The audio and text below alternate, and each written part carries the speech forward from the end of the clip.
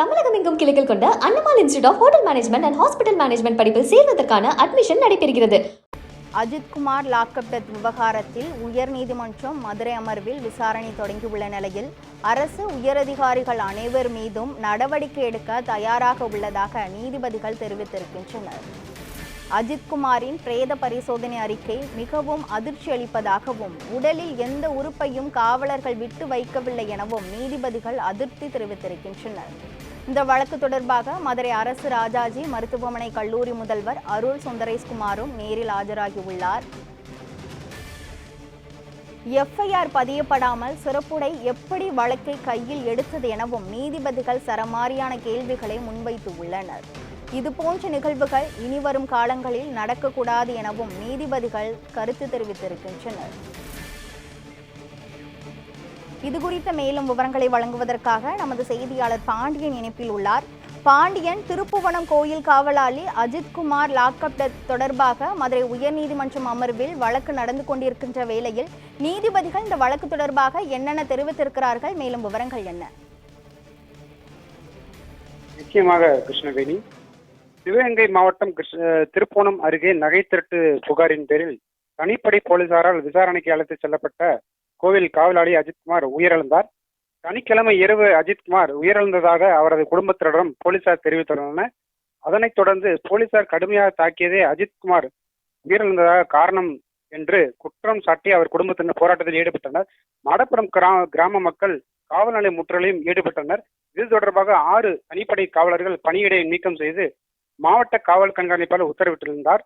இந்த விவகாரம் நடந்தது சம்பந்தமாக 10 பவுன் நகை திருட்டு போனதாக புகார் சிவகங்கை மாவட்டம் திருப்புவனம் அருகே உள்ள மடப்புறம் கத்திரகாளியம்மன் கோவிலில் காவலியாக அஜித்குமார் பணியாற்றி வந்திருந்தார்.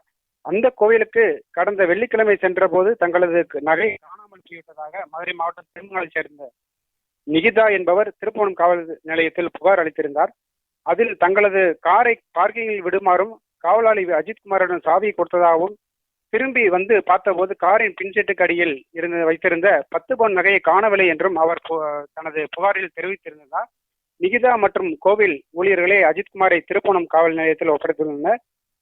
கடந்த வெள்ளிக்கிழமை மாலை தாயிடம் பேசிய அஜித்குமார் தகவல் இருந்தும் திருப்போணம் காவல் நிலையத்திற்கு சென்று பார்த்தபோது நகை திருடவில்லை என்று அஜித்குமார் கூறியதாக மாதவி தெரிவித்திருந்தார். திருப்போணம் காவல் நிலையத்தில் நடந்த விசாரணைக்கு பிறகு வெள்ளிக்கிழமை இரவு அஜித்குமார் மானாமரி குற்றப்பிரிவு தனிப்படை காவல்துறையினர் அழைத்து சென்றுள்ளனர். அதனைத் தொடர்ந்து கடந்த சனிக்கிழமை ஜூன் 28 மாலை சுமார் 6 மணி அளவில் மடப்புறம் பத்திரகாளியம்மன் கோவில் அலுவலகத்தின் பின்புறம் உள்ள மாட்டுத் தொழுவத்தில் வைத்து காவல்துறை நடத்திய விசாரணையின் போது அஜித்குமார் கடுமையாக தாக்கப்பட்டதை பார்த்து அப்பகுதியினரை சேர்ந்த மாணிக்கம் என்பவர் தெரிவித்திருந்தார். மாட்டுத் தொழுவத்தில் இருந்த அஜித்தை காவல்துறையினர் மருத்துவமனைக்கு தூக்கி சென்றுள்ளனர்.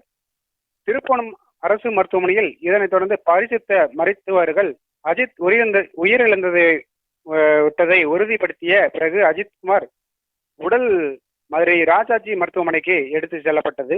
காவல் நிலையம் இதைத் தொடர்ந்து முற்றுகை கடையடைப்பு. திருப்போணம் காவல் நிலையத்தை அஜித்குமாரின் உறவினர்களும் மடப்புறம் கிராம மக்களும் சனிக்கிழமை இரவு முற்றுகையிட்டு போராட்டம் நடத்தினர். இந்த தகவல் அறிந்து அங்கு சிவகங்கை மாவட்ட காவல்துறை கண்காணிப்பாளர் ஆஜீஷ் ராவத் மற்றும் காவல்துறை அதிகாரிகள் அஜித்குமாரின் உறவினர்களை அழைத்து பேச்சுவார்த்தையில் ஈடுபட்டனர். அப்போது அஜித்குமார் உயிரிழந்து விட்டதை அவரது குடும்பத்தினரும் திருப்போணம் காவல்துறை நிலைய ஆய்வாளர் உறுதிப்படுத்தினார். இதனால் பதற்றம் அதிகரித்ததால் திருப்போணம் காவல் நிலையத்தில் கூடுதல் போலீசார் குவிக்கப்பட்டிருந்தனர். அஜித்குமாரின் சொந்த ஊரான மடப்புறத்தில் கடைகள் அடைக்கப்பட்டு பரபரப்பை ஏற்படுத்திய நிலையில் இன்று, அதாவது மடப்புறம் பத்திரகாளியம்மன் கோயிலில் சிசிடிவி காட்சிகளை வெளியாகிய நிலையில் சம்பவம் குறித்து பதிவாகி உள்ளது. அதன் காட்சிகள் தற்போது பார்த்து வருகிறோம். சமூக வலைதளங்களில் பெரும் பரபரப்பை ஏற்படுத்தியுள்ளது. இது குறித்து நீதிபதி பல்வேறு வகைகளில் கேள்விகளை எழுப்பியுள்ளார். கோவிலில் உள்ள சிசிடிவி காட்சிகளை காவல் எஸ்ஐ ராமச்சந்திரன் எடுத்து சென்றுள்ளார் என கோவில் உதவியாளர் சாட்சியம் அளித்துள்ளதாக தகவல் வெளியாகியுள்ளது. இதுபோன்ற காவல்துறை கூட்டாக சேர்ந்து இந்த சம்பவத்தை அரங்கேற்றியுள்ளது. கொடூரமாக சம்பவமாக இருக்கிறது. மாநிலம் தன் குடிமகனையே கொலை செய்துள்ளது என்று நீதிபதிகள் கருத்து தெரிவித்து வருகின்றனர். இதைத் தொடர்ந்து சிறப்புடைய எஃப்ஐஆர் பதிப்படாமல் எப்படி வழக்கை கையில் எடுத்தது. குறைந்தபட்சம் ஒரு சீனியர் அலுவலரையாவது அக்குழு கொண்டிருக்க வேண்டும். இப்போது அரசு உரிய நடவடிக்கை எடுத்துள்ளது.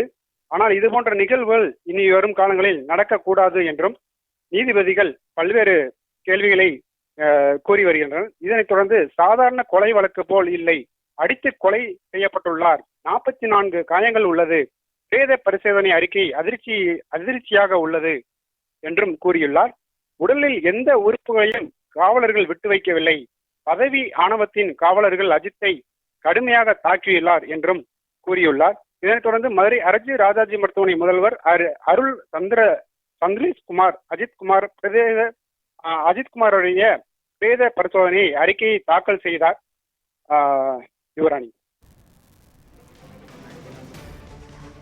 பாண்டியன், இந்த வழக்கு தொடர்பாக இன்றைக்கு நீதிமன்றத்தில் யார் யாரெல்லாம் ஆஜராகி உள்ளனர்? நீதிமன்றத்தில் இதனைத் தொடர்ந்து அஜித்குமார் வழக்கு சம்பந்தமாக முதல்வர், அதாவது அரசு ராஜாஜி மருத்துவமனையில் முதல்வர் அருள் சுந்தரேஷ்குமார் மற்றும் பலர் கலந்து வழக்கில் விசாரணை நடத்தி வருகின்றனர். யுவராணி. கோயில் காவலாளி அஜித்குமாரின் லாக்அப் டெத் தொடர்பாக மதுரை உயர்நீதிமன்றம் அமர்வில் விசாரணை தொடங்கி நடைபெற்று வருகிறது. இது குறித்து முழுமையான விவரங்களை வழங்கியதற்கு நன்றி பாண்டியன்.